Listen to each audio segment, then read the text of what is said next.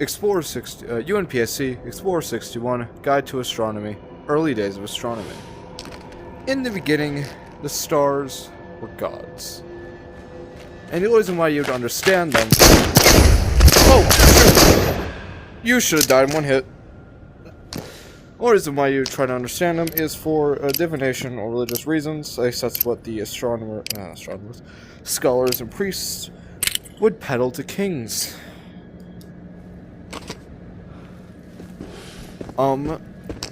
This isn't astronomy as we know it. It's more like, cosmology, religious beliefs, and religious interpretation that fueled it. And, this was, well, not this was, but eventually this little place called Babylon would come rolling into town. Babylon decided to do this little thing, use this little thing called math to astronomy, apply it to astronomy, you know, merge them together. This allowed them to track the stars' movements with shocking accuracy.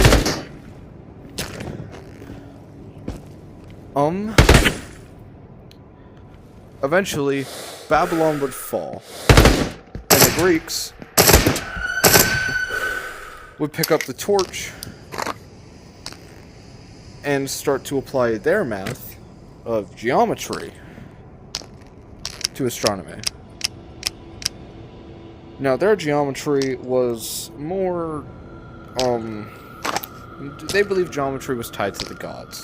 And they believed that since the gods were perfect, the stars had to be perfect as well. Everything rotating in the perfect geometrical shape, the circle. Now, of course, this would very much conflict with this little thing called retrograde motion. You don't see me, you do see me, bastard.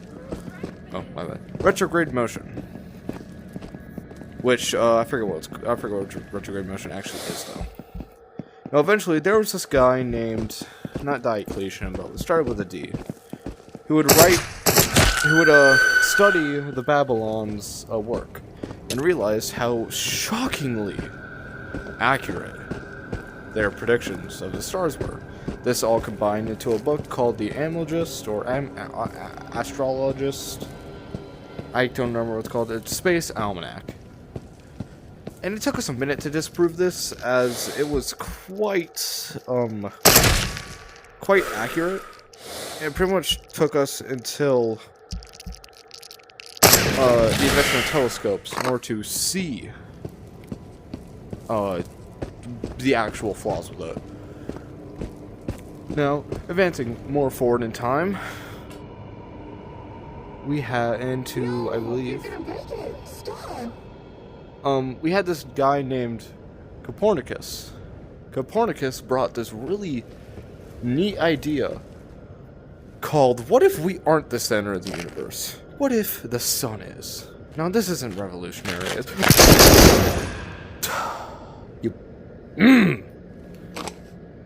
As some ancient Greeks thought of this idea as well. However, he backed it up with math. This math was really solid too. I see you coming after me. Piss off. But my bad, teacher. This math was very accurate, and he eventually, in 1533, decided to put it onto a book with great urging on from his family and stuff. This book was not really well bought. No, it didn't even sell its original release. I'm just shooting you. Didn't really sell even its original print run. But it was found by the right people, pushing astronomy farther in the correct direction. And then in, I believe, 1572, a new star would appear. This is quite revolutionary, as it was, what we would call supernova today was not, seen before until now.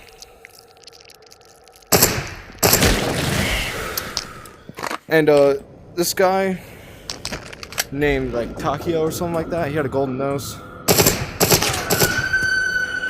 He wrote a treatise about it, This treatise was quite earth-shattering, as they thought the stars in the universe was perfect. By definition, perfect means it can't change. Just... not right now.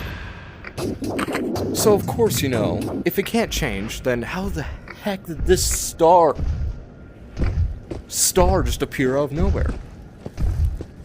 Now, this guy Tokyo didn't actually subscribe to the whole Earth being in the middle thing. That took till Galileo Galilei, or whatever the hell his name is, for that idea to become popular. I had to speedrun this. So anyway, that will be my video. Please, like, subscribe, hit the bell icon, follow for more. And, I hope this video finds you well, astronomy class. Good luck!